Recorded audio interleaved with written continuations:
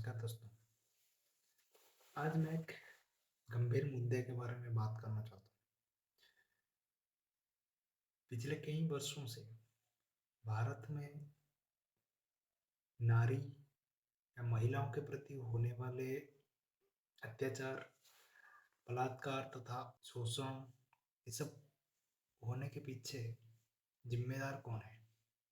ये सवाल समाज का हर एक व्यक्ति अपने आप को पूछना चाहिए, क्योंकि ये सभी असामाजिक कार्य करने के पीछे हमारा समाज ही जिम्मेदार है और कोई नहीं। हमारे समाज में ऐसी कानून व्यवस्थाएं हैं जिसका डर ही नहीं है अपराधियों को, जिसका नतीजा धीरे धीरे बढ़ावा देता है उन लोगों को कि ऐसा काम बार बार किया जाए। दूसरे पक्ष में देखा जाए तो जिम्मेदार हमारा समाज है, समाज के लोगों हैं, उससे कई ज़्यादा अधिक हमारा कानून व्यवस्था है, क्योंकि हमारा भारत का कानून व्यवस्था इतना दुर्बल हो गया है कि एक अपराधियों को पकड़ने के लिए भी 6-6 महीने या 1-1 साल के ऊपर भी लग जाता है। और पकड़ लेने के बाद भी उसके खिलाफ केस चल रहा 2 साल 5 साल, उसके बाद उसको सजा मिलता है।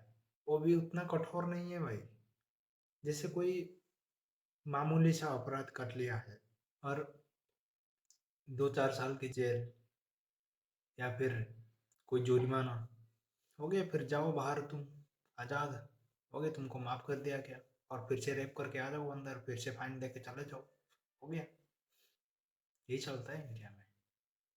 हमारा कानून व्यवस्था यही कहता है कि एक रेपिस्ट को रेप करने की इजाज़त है, लेकिन उसके बदले उसको जेल भोगना पड़ेगा और जुर्माना देना पड़ेगा, बस। और कोई सज़ा नहीं है। मतलब दूसरी कंट्री में देखो तो लड़कियों को अत्याचार करने के बाद या बलात्कार इत्यादि करने के बाद आधा घंटे के अंदर ही पुलिस उसको पकड़ के फांसी में चढ़ा देता है, मतलब उसको सीधा मृत्यु दंड दिया जाता है।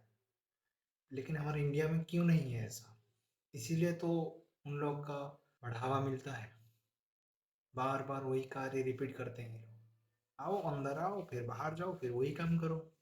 एक को देख के दूसरे भी प्रोत्साहित हो रहे हैं। और एक साइड में जाके देखेंगे तो समाज में ऐसे ऐसे लोग मिलेंगे आपको जो ये सब केस में इन्वॉल्व होना नहीं चाहते। मतलब उनको सब पता है, वो अगर चाहेंगे तो एक एविडेंस के तौर पे किसी को सजा दे सकते हैं, लेकिन वो एविडेंस देने के लिए वो तैयार नहीं है, क्योंकि समाज का डर है। खुद अगर कोई लड़की का रेप या बलात्कार हो रहा, उसके घर वाले ही रुक जाते हैं समाज के डर में कि समाज क्या कहेगा। समाज गया भाड़ में भाई। अगर तुम ऐसा सोच के समाज के डर में कुछ आवाज नहीं उठाओगे तो, और एक रेपिस्ट तुम्हारा चुप होने के कारण पैदा होगा। इसके अलावा और एक बहुत बड़ा हाथ है सोशल मीडिया का, क्योंकि सोशल मीडिया में जितना अच्छी चीज़ देखने को मिलती है उससे कई गुना ज़्यादा खराब चीज़, गंदी चीज़ देखने के लिए मिलता है, और उसको उसको लोग बहुत जल्दी एक्सेप्ट कर लेते हैं और वो चीज़ बहुत जल्दी वायरल हो रहा आजकल। उसके लिए भी एक व्यवस्था होना चाहिए। सोशल मीडिया में अश्लील चीज़ देखने के बाद कई लोगों का सोच विकृत हो उठती है, असामाजिक कार्य करने के लिए प्रोत्साहित होते हैं। समाज में ऐसी कार्य जितना भी हो रहा, जितना भी लिस्टेड है, डाटा है गवर्नमेंट के पास, उससे कई गुना ज़्यादा हो रहा है वास्तव में। क्योंकि समाज का डर और लोगों के डर से कई परिवार वाले थाने में रिपोर्ट करने के लिए भी डर रहे हैं। उसके अंदर भी बहुत सारे केस दबे हुए रह जाएंगे, जिसके बदौलत एक दूसरा रेपिस्ट या दूसरा बलात्कारी पैदा होने के लिए उन लोगों को साहस मिलता है। लोग इस सब का समाधान क्या है? एक ही समाधान है। प्रथम तो हमारा कानून व्यवस्था को और सख्त बनाना पड़ेगा, जैसे कि कोई बलात्कारी या रेपिस्ट को इतना कठोर दंड मिले कि दूसरा कोई उसके जैसा पैदा ना होए। वो इस पनिशमेंट के बारे में अगर सोचेगा तो उसका रूह काम जाए।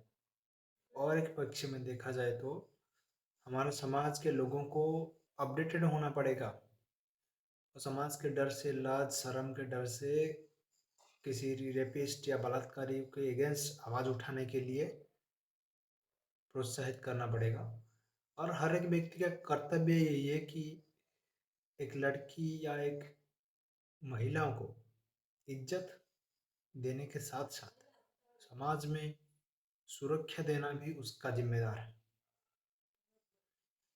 रात को 12 बजे तक भी एक लड़की जैसे बाहर सुरक्षित में घूम सके, वापस घर को भी आ सके, ऐसी माहौल बन के रहना चाहिए गली मोहल्ले में, सिटी में। और समाज में हर एक महिला या लड़कियों को एक साधारण सी बात समझ आनी चाहिए कि कोई भी बाहरी पुरुष या कोई पहचान का भी हो, उतना ट्रस्ट या उतना फ्रैंकली नहीं मिलना चाहिए कि उसका वो गलत फ़ायदा उठा ले। ये बात सबके दिमाग में होना चाहिए, क्योंकि आजकल के लोगों ने समाज ही खराब हो चुका है, किसी को भी यकीन नहीं कर सकते। थोड़ा सोच समझ के किसी के साथ जो भी बर्ताव कर रहे हो, सोच समझ के कुछ कदम ले लो, क्योंकि खुद का पहले रक्षण तुम खुद ही कर सकते हो, उसके बाद समाज का या कानून के पास जाओगे। इसके लिए थोड़ा होशियार रहना, कभी भी किसी के ऊपर ट्रस्ट नाम का चीज़ है ही नहीं आजकल, क्योंकि ये सत्य युग नहीं है कि सब लोग सत्य बोलेंगे। कलि युग है भाई, कुछ भी हो सकता है। और एक बात, जब जब नारियों को असम्मानित किया गया है तब तक विनाश ही हुआ है।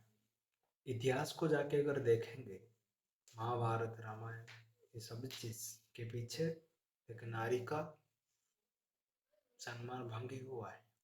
इसके कारण महायुद्ध हुआ है और बहुत सारे विनाश होने के बाद धर्म का स्थापना हुआ है।